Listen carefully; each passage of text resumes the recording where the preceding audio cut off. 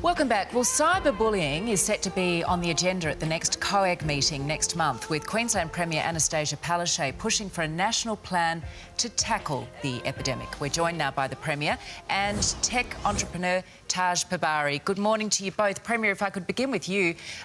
Front page of the West Australian this morning, some disturbing statistics. The state's Children's Commissioner has found 1 in 5 high school students and 1 in 10 primary school students reported feeling unsafe while at school. That's a huge number, a big worry. You say, of course, we need a national approach to this, don't we?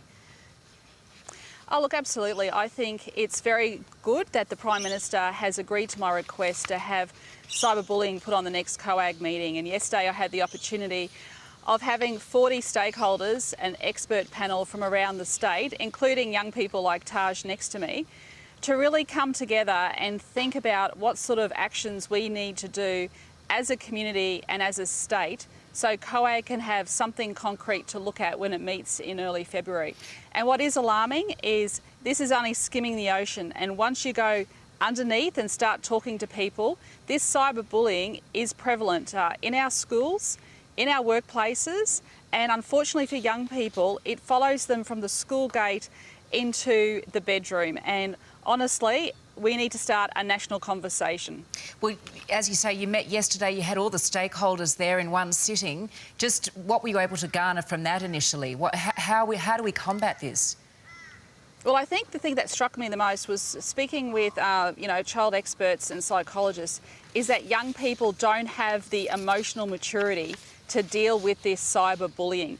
So unlike adults, young children don't quite know how to take these abusive, and let's be very clear, it is harassment, abusive text messages or Skyping that's really having a detrimental effect on these young people. So I think we need to look at that. We need to look at how parents can have a conversation with young children, but also too, it's about creating that respectful environment in the school playground. And what really struck me with a young school captain that was there, Samara, she said that there's a lot of peer pressure in the school ground and it does follow you home, and it's really up to other students to start calling it out as well. So we're going to tackle this on all fronts, but it's great that we're having a national conversation about it because it is right throughout our school communities across Australia. And affecting children so young. We hear of an 8-year-old Queensland girl was threatening to take her life due to bullying. It's absolutely out of control. Taj, you're of course of the social media generation. What are your thoughts? Because you say stripping young people of their devices is not the answer.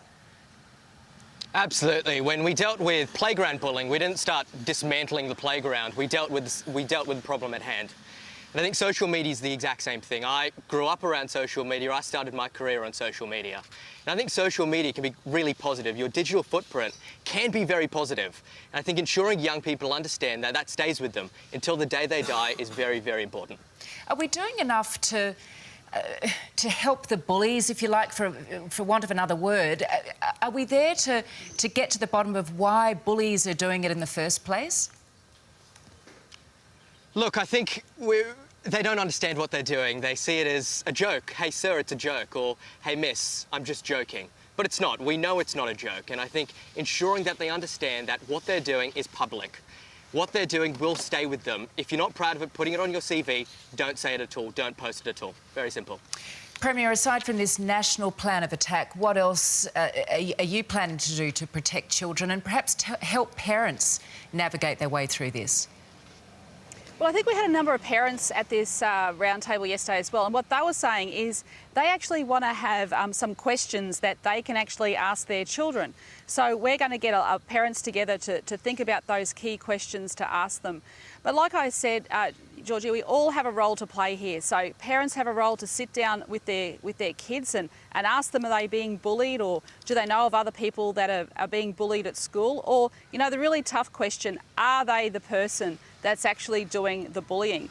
And really here we need the family unit to start coming together and having that conversation around the kitchen table, because frankly, it is completely unacceptable that a young person would want to end their life in such tragic consequences. So words do hurt, and words can have drastic impacts on those young people. So, you know, let's all work together. We need to raise the awareness. I think if you look back at domestic and family violence, that was an issue that people did not talk about years ago. And we've been able to have a national conversation around those issues. And I think it's about time now that we put this question out there nationally, and let's help these young people and let's stamp out cyberbullying. Well, well said, Premier, and we appreciate your time this morning. Thank you also, Taj, and, you know, well done for getting it on the agenda for COAG. We'll be following that very closely. Thank you both.